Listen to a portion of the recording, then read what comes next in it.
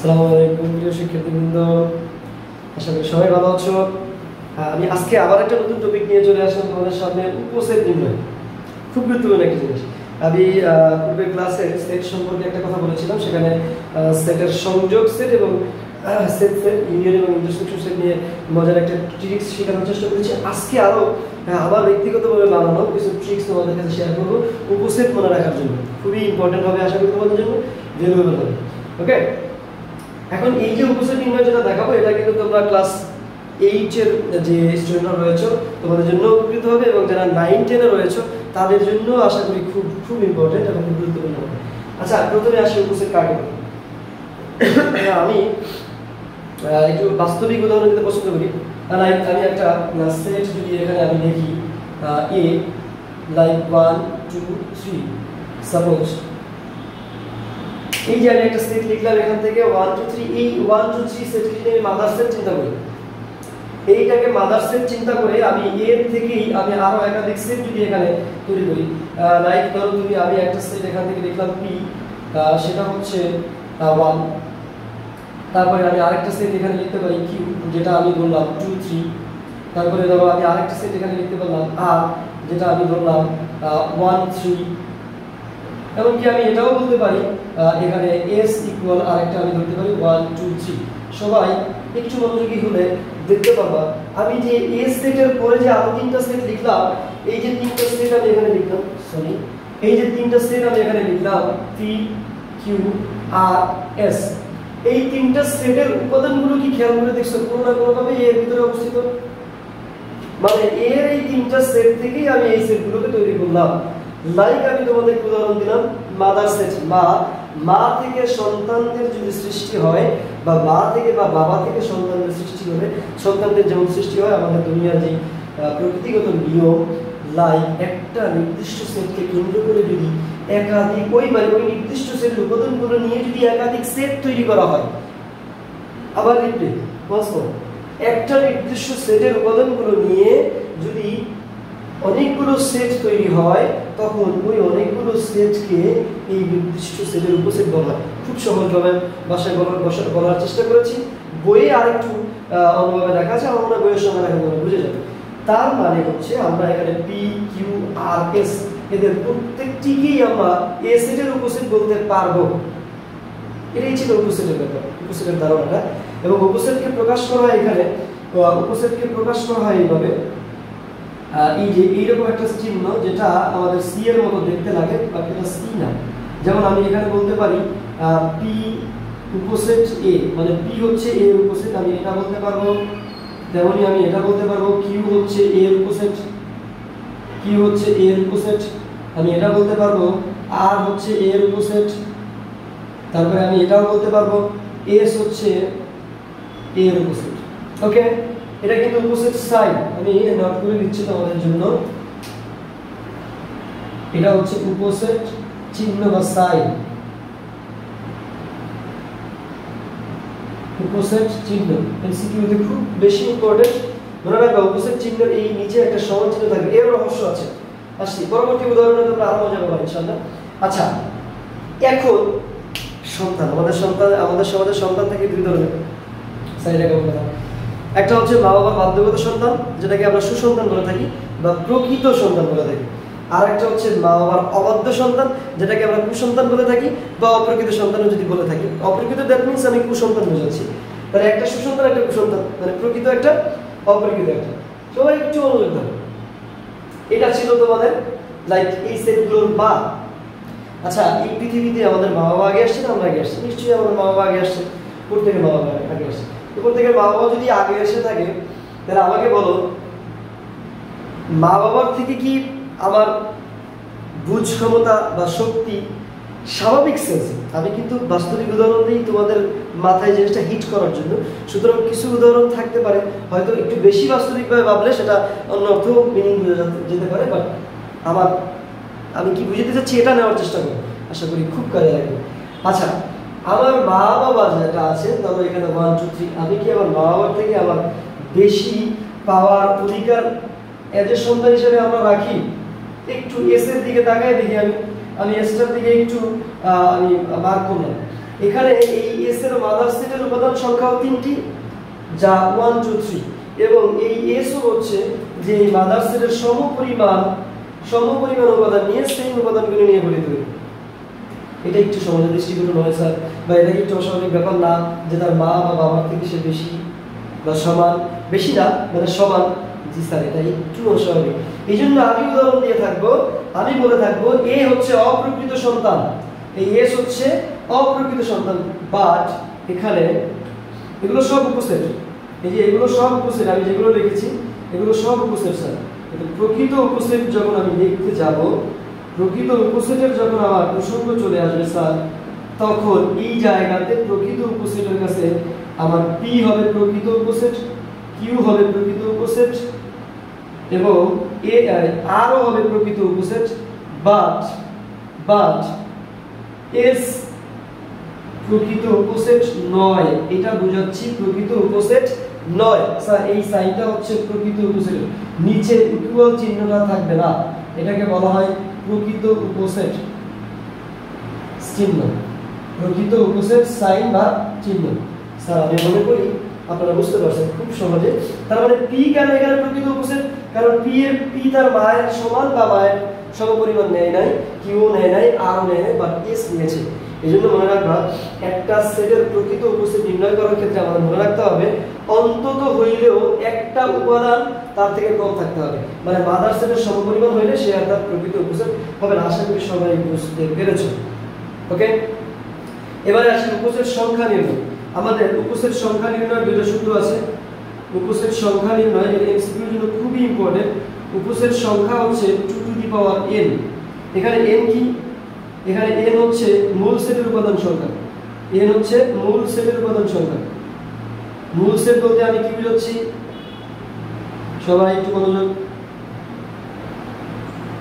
মূল সেট বলতে কি বুঝাচ্ছি, এই যে স্যার মাদার সেট যেটা ছিল, যেমনটা এখানে আমি যে সেটটা নিয়েছিলাম সেই সেটের উপাদান সংখ্যা ছিল 3টি, দ্যাট মিন্স এখানে এই সেটের জন্য n এর মান হবে 3। ওকে, বুঝতে পারছো তো? মানে সোজা কথা, সহজ কথা, তুমি যেই সেটের উপসেট নির্ণয় করবা তার উপাদান সংখ্যাটা কি n ধরা হবে। আর প্রকৃত উপসেট সংখ্যা,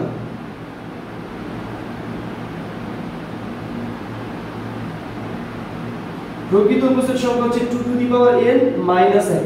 তার মানে উপসেট সংখ্যা যতগুলো হবে তার থেকে এক্স্যাক্টলি একটা উপাদান কম থাকবে হচ্ছে প্রকৃত উপসেট, ওই সেই একজন অবাধ্য সন্তান।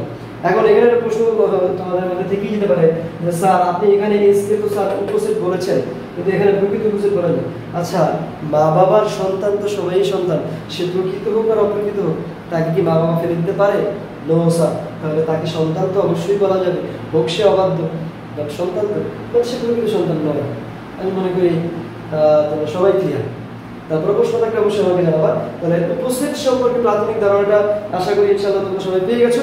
এবার আমি আরেকটা গুরুত্বপূর্ণ শিখাবো, উপসেট নির্ণয় করা, বা যেটাকে আমরা 9 গেলে পরে আমরা 8 পর্যন্ত এইটাও আমাদের আছে, এই প্রশ্নটা আমাদের এইটাও চলে আসে এবং 9 তো অনেক বেশি আসবে। সেটা হচ্ছে এরকম, পাওয়ার সেট নির্ণয় করা, শক্তি সেট কি। একটা জিনিস মনে রাখবে, একটা সেটের যতগুলো উপসেট থাকে সেগুলোই তার শক্তি সেট, সেগুলোকেই বলা হয় তার তোমার হচ্ছে পাওয়ার সেট। আমরা যদি এখন বলি পাওয়ার সেট বা শক্তি সেট, পাওয়ার সেট বা যেটাকে আমরা বলে থাকবো শক্তি সেট। ওকে,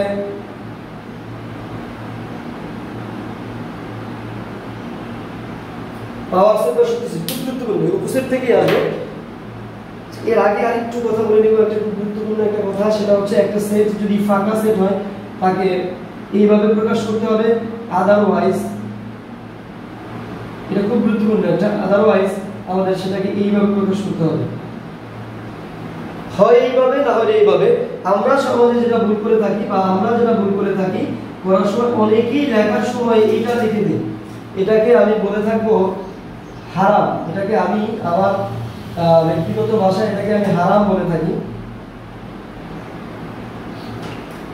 এটাকে আমি আমার ব্যক্তিগত ভাষায় হারাম বলে থাকি।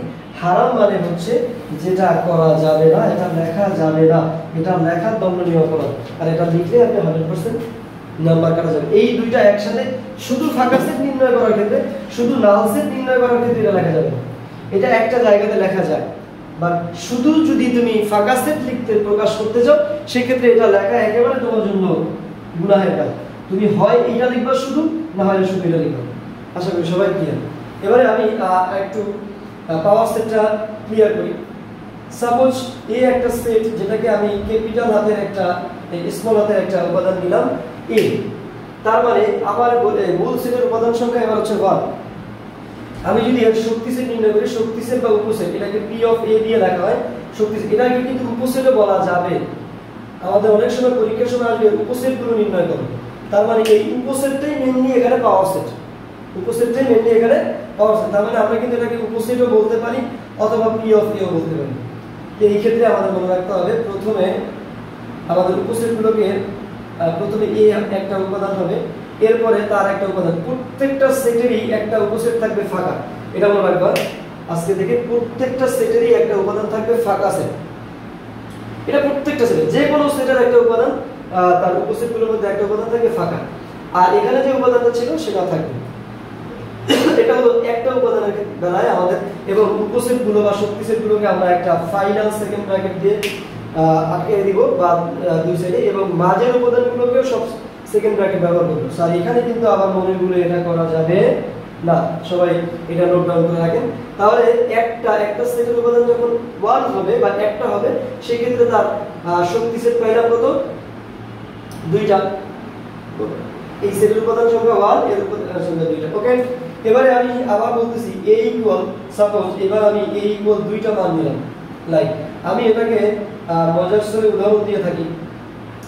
ধরে নাও তোমার ক্লাসের দুইজন বন্ধু, তোমরা দুই বন্ধু একটু ঘোরাঘুরি করতে পছন্দ করো, একটু পড়াশোনায় তোমরা ফাঁকিবাজ। ধরো এটা প্রথম বন্ধু, এটা দ্বিতীয় বন্ধু। এটা অনেকে কনফিউজ হয়ে যায় যে স্যার মনে রাখবো কিভাবে, এটা তো সহজ ছিল বাট এটা মনে রাখবো। তা আমি মজার সরে বলতেছি, কারণ আমি এভাবে মনে হয় আমার জন্য সহজ হয়। আমি তোমাদেরকে এই ক্লাসটা শেখানোর জন্যই আজকে এই ক্লাসটা নিচ্ছি। সেটা হচ্ছে, ধরো না এটা তোমার প্রথম বন্ধু, এটা তোমার দ্বিতীয় বন্ধু। যদি তোমার এটা প্রথম বন্ধু হয়, ধরো তোমরা একটু পড়ালেখা একটু চিন্তা করলো, আমরা একটু পড়ালেখা করেছি, একটু ঘুরে আসবো, একটু ঘুরে আসি, ঘুরে আসলে আমাদের একটু এন্টারটেইনমেন্ট হবে, পড়ালেখায় মনোযোগ ফিরে আসবে। সাপোজ ধরো তুমি খুব চালাক, প্রথম বন্ধু তুমি, দ্বিতীয় বন্ধু তোমার বন্ধু, তুমি খুব চালাক মানুষ। তুমি চিন্তা করলাম যে প্রথম দিনে আমি একা করতে যাব, তাহলে আনন্দটা হয়তো বেশি হবে। এই সেম চিন্তা একই সময়ে তোমার বন্ধুর মাথায় চলে আসলো, তোমার বন্ধু একই চিন্তা করলো, অথচ তুমি জানো না। ইন্টারেস্টিং পার্টটা দেখো, তুমি একা করতে গেছো, তোমার বন্ধু জানে না, আবার তোমার বন্ধু একা করতে গেছে, তুমি জানো না, একই দিনে হয়তো অন্য জায়গায় গেছো। ইন্টারেস্টিং পার্টটা ব্যাপারটা কিন্তু ইন্টারেস্টিং পার্ট। ওই যে রাজার পুকুরে দুধ দেওয়ার একটা গল্প, এটা তোমরা যারা জানো না তারা জেনে নিবা, আর যারা না জানো ইনশাআল্লাহ আমাকে জানাবো, পরবর্তী ক্লাসে বলবো। আচ্ছা, তাহলে এটা হচ্ছে প্রথম বন্ধু তুমি ফাঁকিবাজ বা চালাক, এটা হচ্ছে তোমার যে আরেক দ্বিতীয় বন্ধু ফাঁকিবাজ, সে হয়ে যায়। আচ্ছা, এখন একা ঘুরে একটু চিন্তা করবা, তুমিও যেটা চিন্তা করছো তোমার ফ্রেন্ডও সেটা চিন্তা করছে, একা ঘুরলাম একটু ভালো লাগে না, বোরিং লাগছে। আমরা দুই বন্ধু খুব ক্লোজ বন্ধু, যদি এমনটা হইতো যে আমরা দুই বন্ধু একসাথে ঘুরতাম, তাহলে মজাটা বেশি হইতো। পরবর্তী দিনে ক্লাস হইলো, ওকে তুমি তোমার বন্ধুকে ফোন দিলা, তোমার বন্ধু তোমাকে ফোন দিল যে ওকে বন্ধু চলো আমরা একসাথে ঘুরে আসি। তাহলে কি হলো, প্রথমে তুমি সিঙ্গেল ঘুরতে গেলা, তোমার বন্ধু সিঙ্গেল ঘুরতে গেলা, একই দিনে তুমিও জানো না, তোমার বন্ধু জানো না, পরের বেলা তোমরা দুজন একসাথে গেলা এন্টারটেইনমেন্টের জন্য, মজার জন্য। স্যার অলরেডি আপনি একদিন ক্লাস মিস দিচ্ছেন, আবার আরেকদিন মিস দিচ্ছেন, আপনিও 2 দিন ক্লাস মিস দিয়ে ফেলছেন, আপনার বন্ধুও 2 দিন ক্লাস মিস দিয়ে ফেলছেন।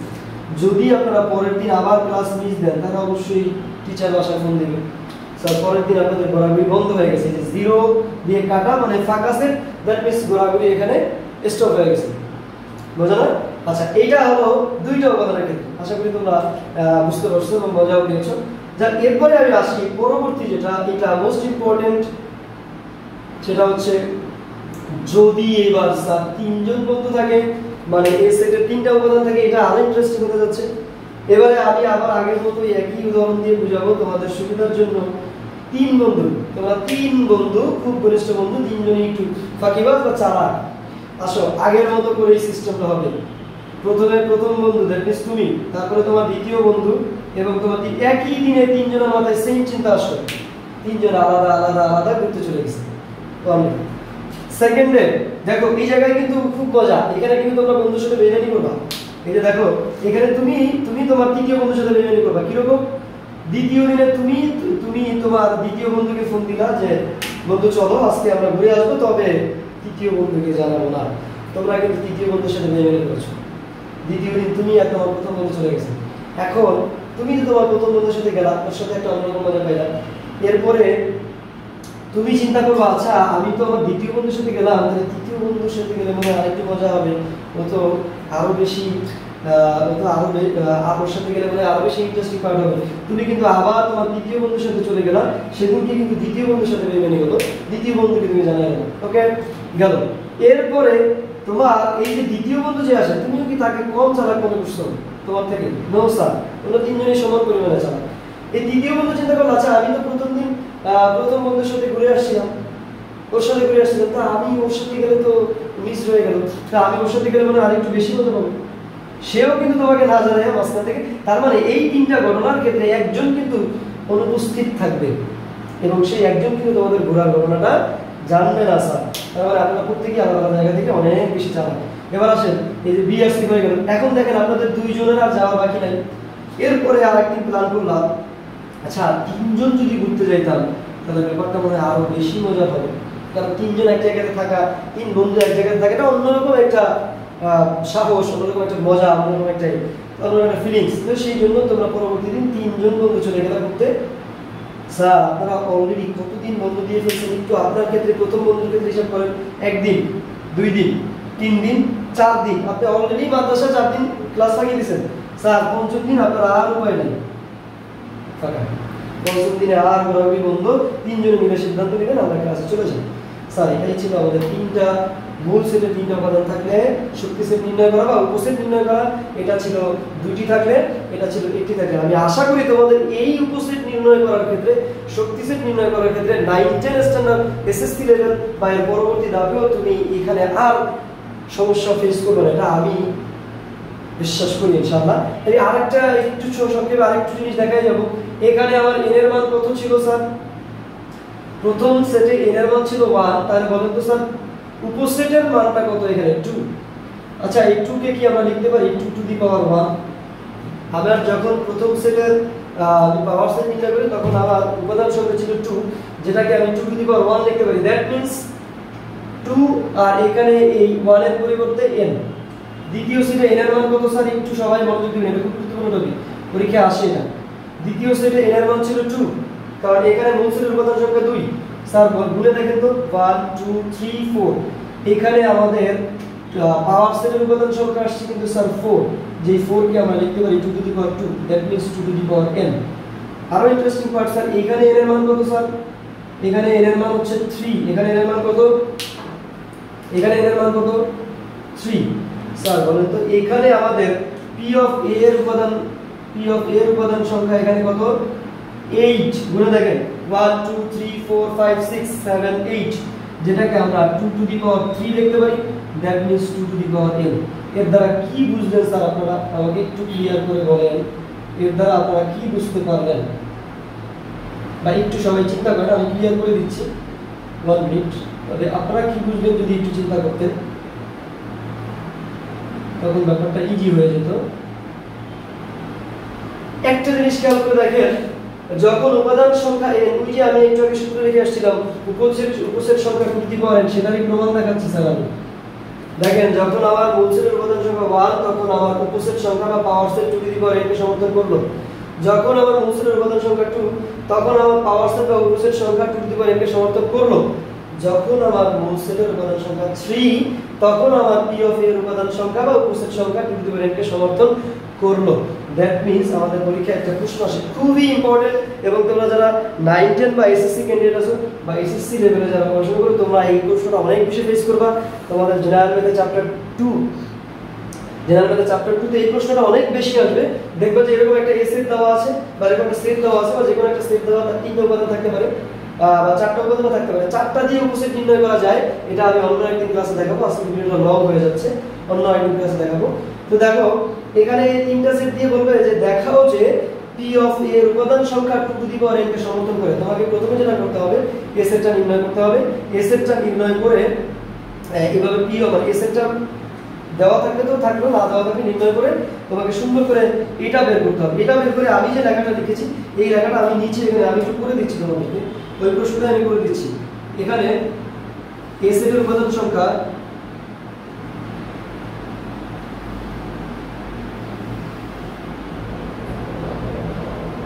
এ সেটের উপাদান সংখ্যা n = 3 এবং p অফ a এর উপাদান সংখ্যা এভাবে তোমরা লিখলেই হয়ে যাবে। p অফ a এর উপাদান সংখ্যা 8, that means 2 to the power 3, that means 2 to the power n।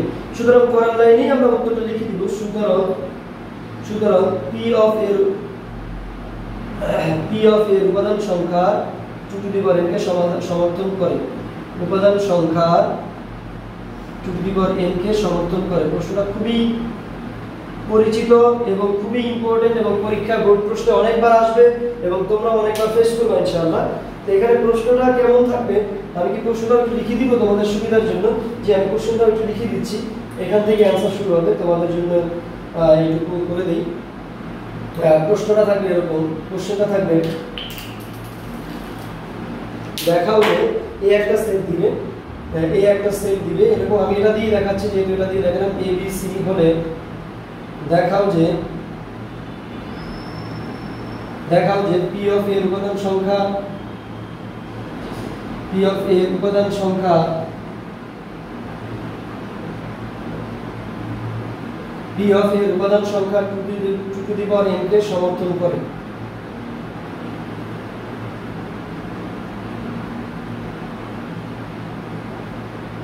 Sir এটা প্রশ্ন, এটা উত্তর। ABC A = ABC হলে দেখাও যে p অফ a এর উপাদান সংখ্যা 2 to the power n কে সমর্থন করে। আপনাকে অ্যানসার দিয়ে এভাবে না, এটা আমি আপনাদের বোঝানোর জন্য এই যে অংশটুকু আমি যে আলোচনা দিয়ে বললাম এটা আপনাদের বোঝানোর জন্য। আপনারা এসএটা লিখবেন, p অফ a নির্ণয় করবেন, লাস্টে এতটুকু লিখে দিবেন, আশা করি ইনশাআল্লাহ আপনারা ফুল মার্কস পেয়ে যাবেন। তা আমি মনে করি এই ক্লাসটা ছিল ক্লাস, এবং এটা কিন্তু ক্লাস 8এও আসবে। আপনারা যারা বৃত্তি পরীক্ষা দিবেন, নোট ডাউন বা অ্যাটেনশন প্লিজ, যারা এবারে আমাদের সরকারি যে বৃত্তি সার্কুলার মধ্যে যারা বৃত্তি পরীক্ষায় অংশগ্রহণ করবেন তাদের জন্য এই প্রশ্নটা ভেরি ভেরি ইম্পর্টেন্ট। লিখে রাখেন ইনশাআল্লাহ আসবে, VVI ইনশাআল্লাহ আসবে। আরও লিখে রাখেন DI, আমি DI এর ফুল মিনিং গেল ক্লাসে বলেছিলাম, ডেঞ্জারাস ইম্পর্টেন্ট আমারই অনুযায়ী, এবং এটাতে আপনারা 5 স্টার দিয়ে রাখেন। আপনাদের বৃত্তি পরীক্ষা যাদের ক্লাস 8ম শ্রেণীর জন্য তাদের জন্য মোস্ট ইম্পর্টেন্ট এই প্রশ্নটা আসবে ইনশাআল্লাহ। এখন কথা হচ্ছে 4টা দিয়েও আসতে পারে, আমি আপাতত 3টা দিয়ে দেখাইলাম, তবে 4টা দিয়ে আমি চেষ্টা করব পরবর্তী নেক্সট ক্লাসে দেখার। তবে এই ধরনের প্রশ্ন খুবই ইম্পর্টেন্ট, এটা ক্লাস 9-10 এর জন্য ইম্পর্টেন্ট, তেমনই এবারে বৃত্তি পরীক্ষা যারা অংশগ্রহণ করবেন তাদের জন্য মোস্ট ইম্পর্টেন্ট। আপনারা এটার প্রতি একটু নজর দিবেন, আর যদি এরপরে কোনো প্রশ্ন থাকে আমাকে অবশ্যই জানাবেন। জি আসসালামু আলাইকুম, আজকের মতো এখানে বিদায় নিচ্ছি।